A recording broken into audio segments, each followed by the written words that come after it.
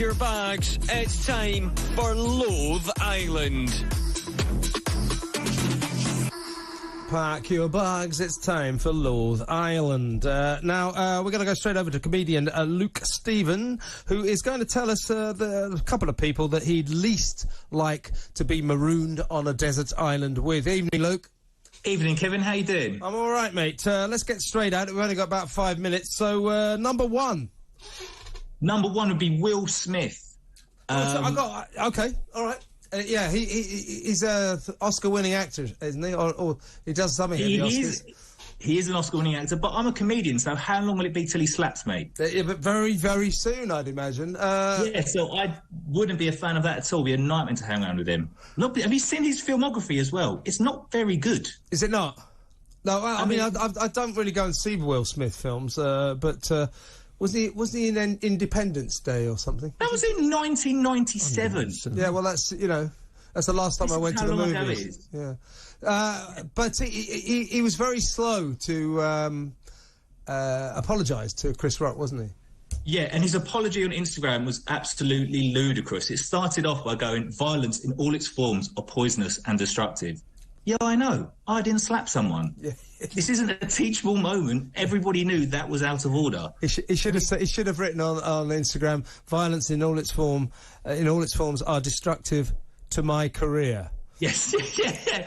But he then went on to say, "Jokes at my expense are part of the job, but a joke about Jada's medical condition was too much to bear, and I reacted emotionally." So effectively saying, "I'm really sorry, but it was well your fault that you got slapped." It's just absolutely not an apology. Yeah, I can understand him being upset by it, but to respond to being upset by smashing someone in the face is just thuggish.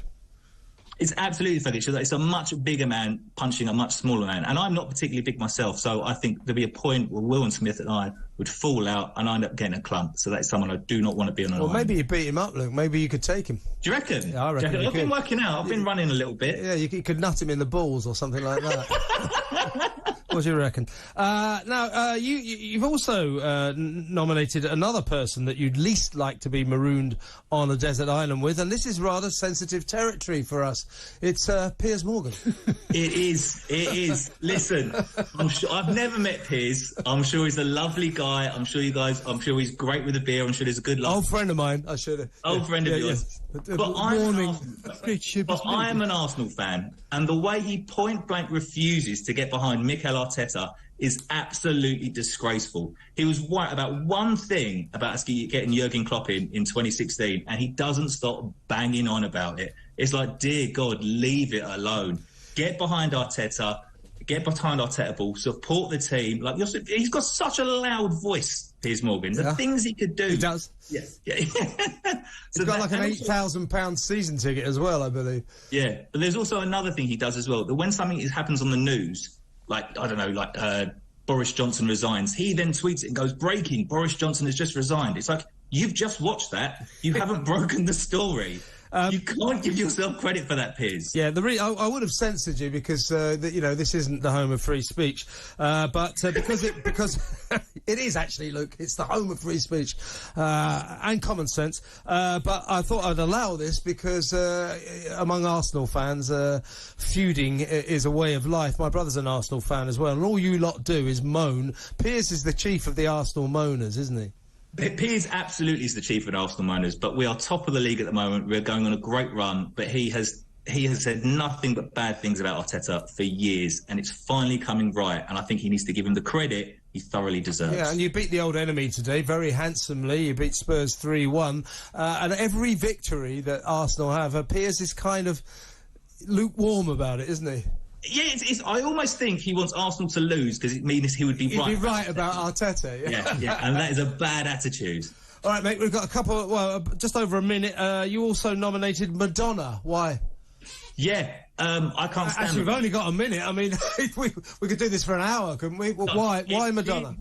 There was a particular thing she did years ago on an award show where she made out with Drake forcibly. It was, if you watched it, you can watch it on YouTube. It's like she was trying to lay her eggs in his stomach. Oh, God. The most disgusting thing I've ever seen. And just imagine if that was the other way around. If Dave Grohl tried to do that to Rihanna, the world would go bananas. Yeah, because she does seem to be having difficulties dealing with being 60 or over 60, doesn't she? Yeah. The progression of time has not been easy for her. No, it's not at all. I mean, she's had her face peeled. She looks like an alien now. It's like, this is not.